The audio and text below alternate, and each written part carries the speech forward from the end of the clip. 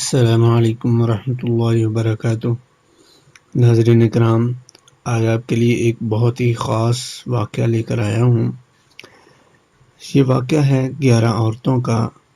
پرانے زمانے کی بات ہے کہ ایک مرتبہ 11 عورتیں اکٹھی ہوئیں تو انہوں نے آپس میں یہ طے کیا کہ وہ مجلس میں اپنے اپنے خاوند کا صحیح حال بیان کریں گی، کوئی بات چھپائیں گی نہیں۔ چنانچہ پہلی عورت کہنے لگی، میرے خاوند کی مثال ایسی ہے جیسے دبلے اونٹ کا گوشت جو پہاڑی کی چوٹی پر رکھا ہوا ہو، نہ تو وہاں جانے کا راستہ صاف ہے کہ آسانی سے چڑھ کر اس کو کوئی لے آئے، اور نہ ہی گوشت ایسا خاص یا صاف ستھرا ہے کہ جسے لانے کے لیے اس پہاڑ پر چڑھنے کی تکلیف گوارا کی جائے۔ یعنی اس عورت نے اپنے خاوند کی برائی بیان کی۔ دوسری عورت کہنے لگی، میں اپنے خاوند کا حال بیان کروں تو کہاں تک بیان کروں؟ اس میں اتنی عیب ہے کہ میں ڈرتی ہوں سب کچھ بیان نہ کر سکوں گی۔ اس پر بھی اگر بیان کروں تو اس کے کھلے اور چھپے سارے عیب بیان کر سکتی ہوں۔ تیسری عورت کہنے لگی، میرا خاوند کیا ہے، ایک لمبا تڑنگا ہے، اس کے عیب بیان کروں تو طلاق تیار ہے، اگر خاموش رہوں تو ادھر لٹکی رہوں۔ چوتھی عورت کہنے لگی، میرا خاوند ملک تہامہ کی رات کی طرح معتدل ہے، نہ زیادہ گرم اور نہ بہت ٹھنڈا، اس سے مجھے کوئی خوف نہیں آتا، نہ اکتاہٹ ہوتی ہے۔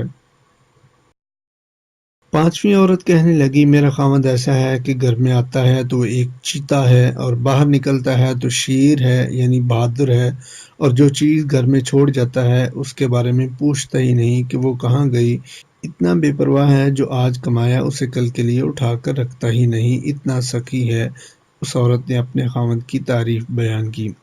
چھٹی عورت کہنے لگی، میرا خاوند جب کھانے پر آتا ہے تو سب کچھ چٹ کر جاتا ہے، اور جب پینے پر آتا ہے تو ایک بوند بھی نہیں چھوڑتا، اور جب لیٹتا ہے تو تنہائی اپنے اوپر کپڑا لپیٹ لیتا ہے اور الگ پڑ کر سو جاتا ہے، میرے کپڑے میں کبھی ہاتھ نہیں ڈالتا کہ کبھی میرا دکھ درد معلوم کرے۔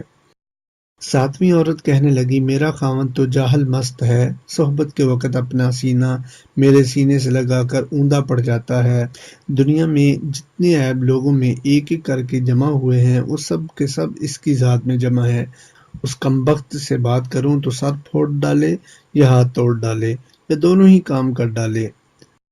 آٹھویں عورت کہنے لگی، میرا خاوند چھونے میں خرگوش کی طرح نرم ہے، اور خوشبو میں سونگھو تو زعفران جیسا خوشبودار ہے۔ نویں عورت کہنے لگی، میرے خاوند کا گھر بہت اونچا اور بلند ہے، اور وہ قد آور اور بہادر ہے، اس کے یہاں کھانا اس قدر پکتا ہے کہ راکھ کے ڈھیر جمع ہے، یعنی غریبوں کو خوب کھلاتا ہے، لوگ جہاں صلاح مشورے کے لیے بیٹھتے ہیں یعنی پنچایت گھر میں، وہاں اس کا گھر بہت نزدیک ہے، یعنی اس کو اونچا مرتبہ وہاں پر ملا ہوا ہے۔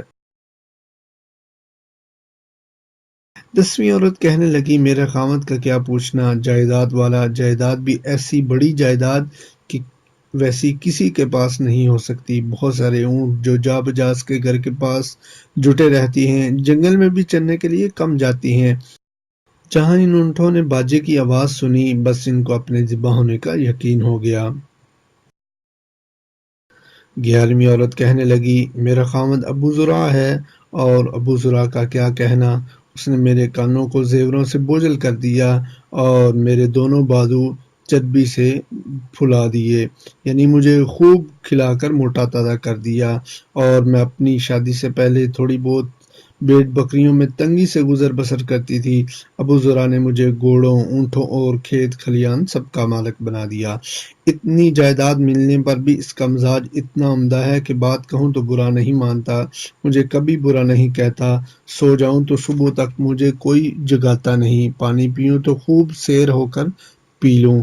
رہی ابو زرع کی ماں میری ساس، تو اس کی کیا خوبیاں بیان کروں، اس کا توشہ خانہ مال و اسباب سے بھرا ہوا ہے، اس کا گھر بہت ہی کشادہ ہے۔ ابو زرع کا بیٹا وہ بھی کیسا خوبصورت، نازک بدن اور دبلا پتلا ہے، اس کی خوراک ایسی کم کہ بکری کے 4 ماہ کے بچے کے دست کا گوشت اس کا پیٹ بھر دے۔